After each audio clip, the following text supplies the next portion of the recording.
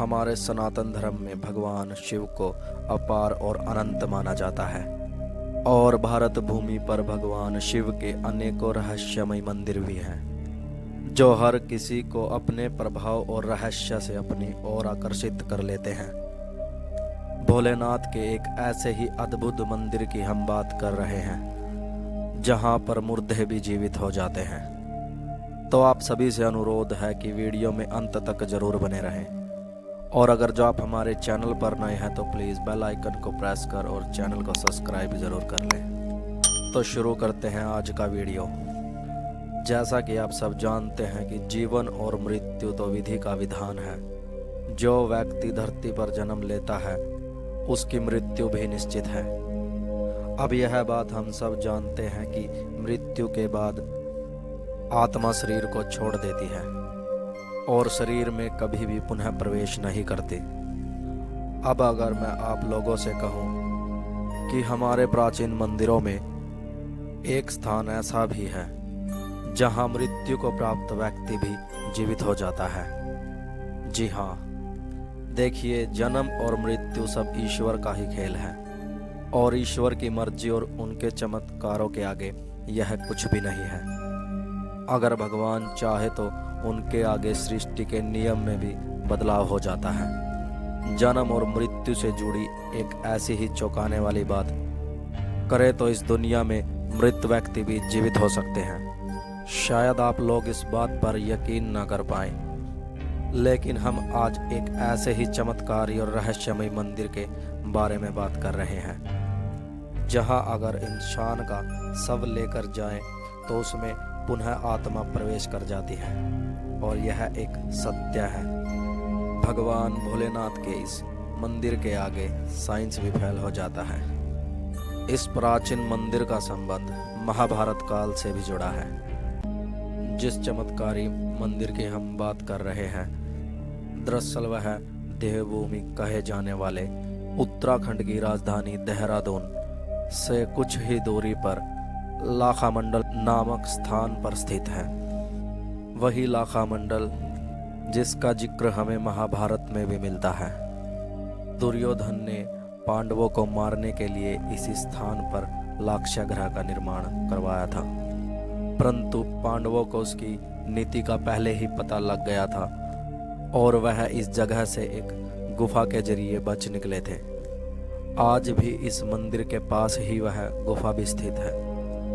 इस रहस्यमय मंदिर को लेकर बहुत सी मान्यताएं भी हैं। जैसे मंदिर के प्रांगण में मौजूद इस शिवलिंग के सामने दो द्वारपाल पश्चिम दिशा की ओर मुंह कर कर खड़े हैं।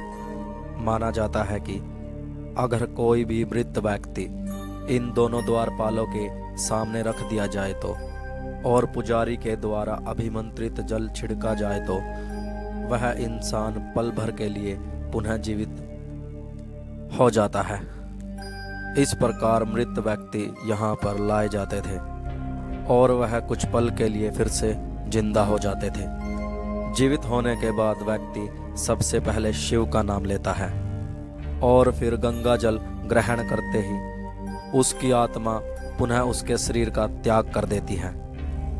इस मंदिर में स्थित यह शिवलिंग इतना तेजस्वी और अद्भुत है कि अगर इस पर जल की एक बूंद भी गिर जाए तो यह चमक उठता है और कहते हैं कि इस शिवलिंग में संपूर्ण सृष्टि भी दिखाई देती है। यह शिवलिंग इतना चमकदार है कि इस पर जल चढ़ाते ही आपको अपनी आकृति स्पष्ट रूप से दिखाई देगी।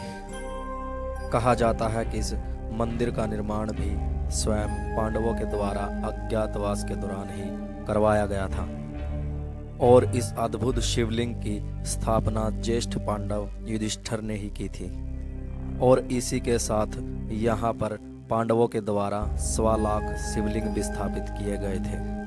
आज भी मंदिर के आसपास खुदाई के दौरान अन्य प्रकार और रंग के शिवलिंग मिलते हैं। इन शिवलिंगों को महामंडलेश्वर के नाम से भी जाना जाता है।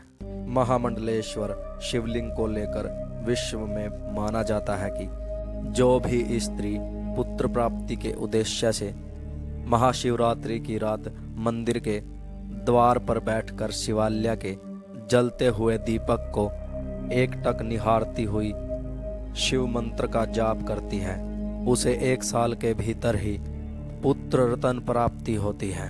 स्थानीय लोगों का कहना है कि यहाँ आने वाला कोई भी व्यक्ति कभी भी खाली हाथ नहीं लौटता। भगवान महादेव अपने दर पर आने वाले भक्तों की मनोकामनाएं अवश्य पूरी करते हैं। इस मंदिर का एक सबसे अनोखा रहस्य भी है।